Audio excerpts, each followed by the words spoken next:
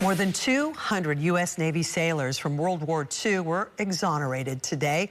They were found to be unjustly punished following the Port Chicago disaster of 1944. That summer, as ammunition was being loaded onto a cargo vessel in the East Bay, a massive explosion occurred. 320 people were killed. More than 200 of them were Black Navy sailors. Of the surviving servicemen, 50 were later found guilty of mutiny for refusing to go back to work in the unsafe conditions. Their exoneration today comes on the 80th anniversary of the deadly explosion in the East Bay. And KRON 4's Noel Bello joins us live in studio now with a look back at one of the worst disasters in U.S. military history. Noel? Grant and Vicki, this exoneration is a very long time coming. All of the men have since passed away, but having their names cleared of wrongdoing is an important step toward fairness and restoring their honor. This week, I visited the memorial that stands in remembrance of the men who lost their lives 80 years ago on this day in the Bay. There's no question why this former naval base is called Port Chicago. The whipping winds on the shoreline tell that story well. But the story of the hundreds of servicemen who lost their lives at this site 80 years ago isn't as well known. This story has been kind of swept under the rug. During World War II, Navy sailors were sent to Port Chicago on the southern banks of Sassoon Bay. The base was racially segregated. Commanding officers were all white and the sailors were all black. Those sailors were tasked with loading ammunition onto Liberty ships, transporting cargo and arms to the war zones. 2,000-pound blockbusters or warheads for torpedoes, 16-inch projectors, and anything in between. It was a task no one on the base was properly trained for. And I told my my officers several times that one day this stuff is going to explode. And his answer was, if it does, you or I won't know anything about it. And on July 17, 1944, that's exactly what happened. At 10:18 p.m., two deafening explosions ripped through the base, blowing two ships out of the water and instantly killing 320 men. 202 of them were black sailors. See, like the sun rose in a few seconds. Just plain daylight. From midnight to daylight in less than a second. In 1990, KRON 4 produced a documentary called Port Chicago Mutiny, A National Tragedy. 3 survivors shared their stories. U.S. Navy men Joseph Small, Percy Robinson, and Robert Routh Jr. For Robert, the explosion was the last thing he ever saw.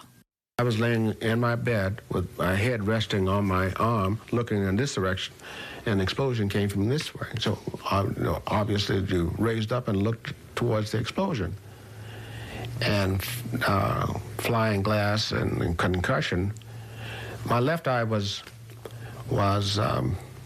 so badly lacerated that it was removed that night. You heard the people screaming. Then you hear the second floor coming down. And the guy,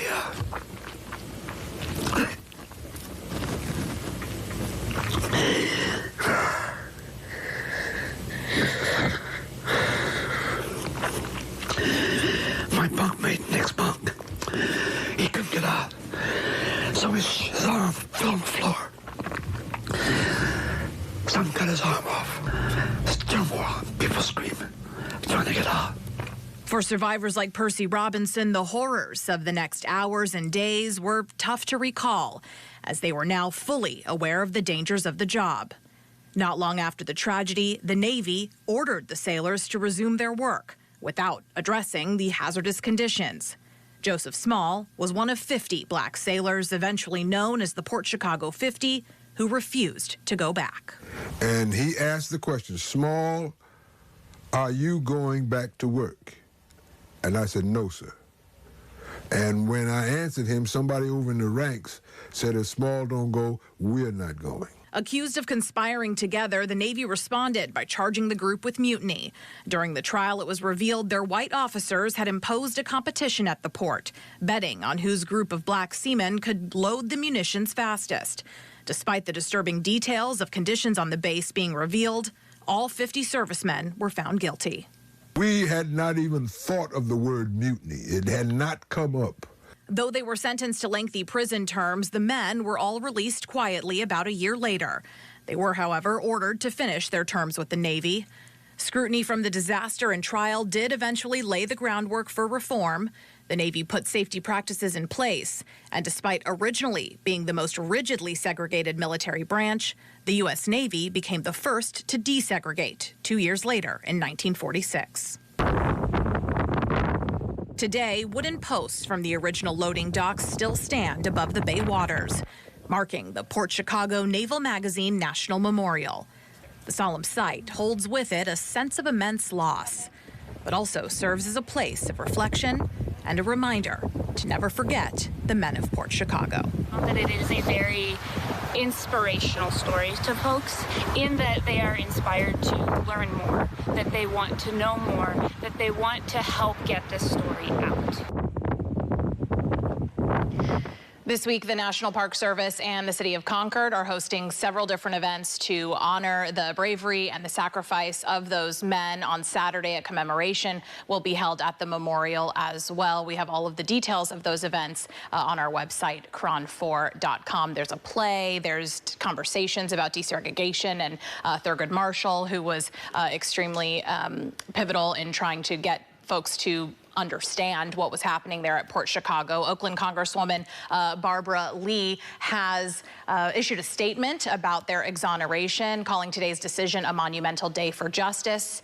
She said, "I appreciate the Secretary of the Navy taking this crucial action to exonerate these courageous men who were unjustly court-martialed by the Navy following the explosion on the 80th anniversary of the tragic event. It's fitting these men are not only exonerated, but honored for their service to this country." An incredible piece of local history with larger import for sure. Definitely, and it's something that I feel is not talked about. You know, you don't hear about it. A lot of that is due to the fact that a lot of these men did not share their stories until much later. Many of them saying in the documentary that I pulled a lot of that footage from, saying that they were embarrassed to talk about it. They didn't want their friends who had also served in World War II to think that they were mutinous. And then, of course, just as you saw Percy Robinson there, you know, breaking down, talking about just the tragic event happening and how traumatized he still was from what he had seen and experienced. But finally, you know, most importantly, to restore their honor. Yes, and I was just there yesterday, and you know, the National Park Service was hoping that the exoneration would come. So for it to come today, definitely, I agree. You've been working on this piece for a while and went to the site. I went to the site, yeah, yesterday. It's actually an active Army base, so it's difficult to get on, to get approvals for video and that sort of thing. So it took a minute, but it was actually, I did a story with the former mayor of Pinole last month, and he is who shared with me about Port Chicago. I had never heard about it, so it was really interesting to learn about. Can the public go? Can the pub? You do have to go through a process. Yes, like I said, it's an active Army base, so there are certain days that you can and can't do tours, but online there's Port Chicago website. You can go online and you know, send in your information to get approval to go. And if you want to watch the documentary that Cron 4 produced back in 1990, that is all thanks to SF Bay Archives through San Francisco State University. They have the video archived on their website, so that is also linked on our website as well. Great story. At least those families now can definitely get some sense of closure. Definitely. All right, thank you, Noelle. Thanks, Noelle.